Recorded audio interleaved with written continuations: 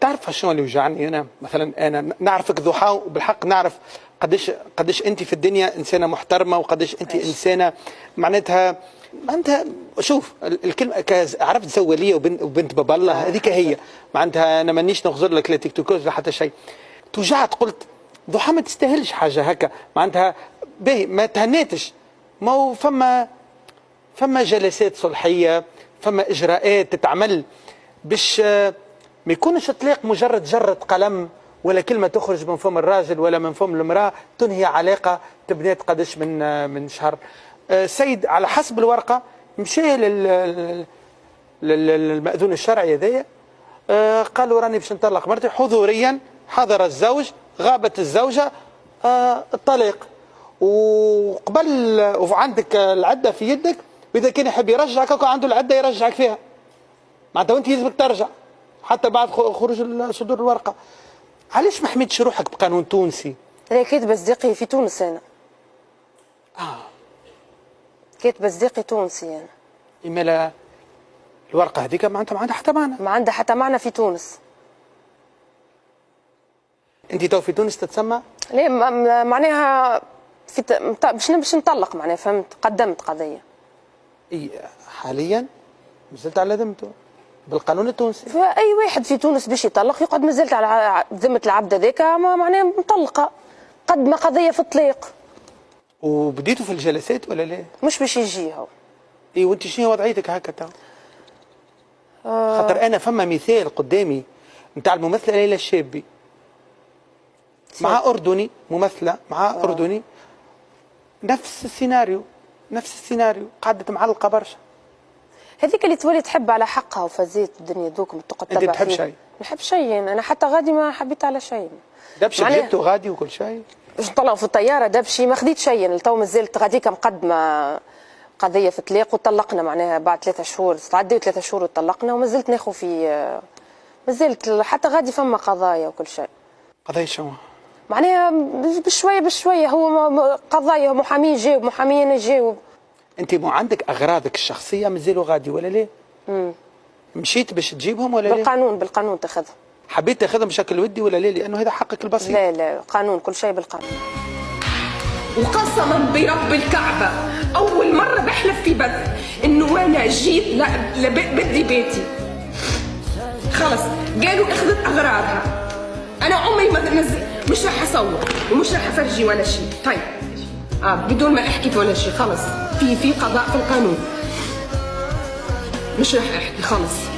لكن انا الحمد لله يا ربي، الحمد لله يا ربي اني قبل ما بعمل شيء بتذكر اهلي، بتذكر خواتي، بتذكر امي وابويا. عمركم شفتوا بلال اخويا طلع ستوري وحكى على ميكس؟ عمركم شفتوا بلال اخويا طلع وحكى على ميكس؟ عمركم شفتوا داعم الي يجي ينام عندي يجي داعمه عندي تيجي تنام عندنا في البيت، داعمه تطلع تحكي على ميكس؟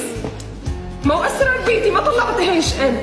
يطلع يوم من الايام داعم دعنا ب4 اسود دلنا عليهم، افتح بث والله لما ردهم، افتح بث قسما بالله لا ردهم.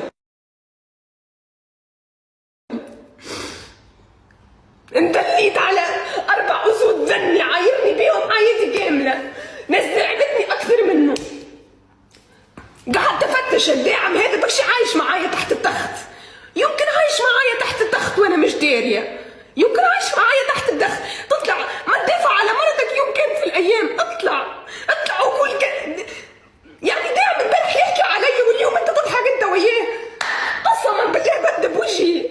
بتقولوا لي ليش دخلت للمستشفى؟ ليش دخلت للمستشفى؟ داعم يحكي علي وزوجي يضحك هو وياه.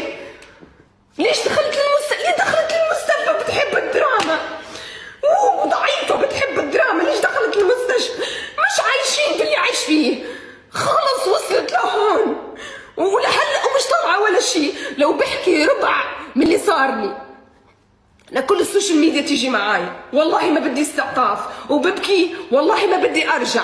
انا كضحى ما بدها ترجع، قسما برب الكعبة ضحى ما بدها ترجع، بس ارحموني. انا بنت خلص ارحموها البنت شوي. غلطت انا السيئه يا جماعه، بالله يصوروا الفيديو المصممين اللي بدهم ترندات.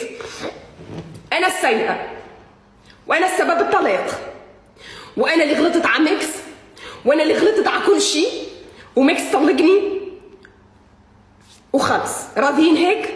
هيني انا طلعت ضحى قلتها انا السيئه وانا في كل الغلط. شفتوا كل غلط العالم في ضحى، واللي بيجي يتزوجني مره ثانيه راني سيئه، راني كلبة مصاري، وكل شيء اللي بده يتزوجني انا هذه هي ضحى.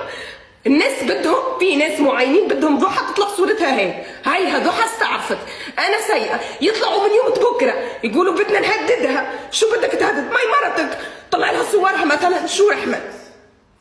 انا اليوم سكرتوا الموضوع، مش هما قالوا سكروه الموضوع كلهم يحكوا فيه، هما قالوا سكروه وكلهم يحكوا فيه الموضوع. لكن اليوم كضحى مستحيل اطلع احكي لو طلعوا حكوا اي كلام، لانه جد للصبر حدود. مرة كانت في يوم من الايام شرفك، مرة في يوم من الايام كانت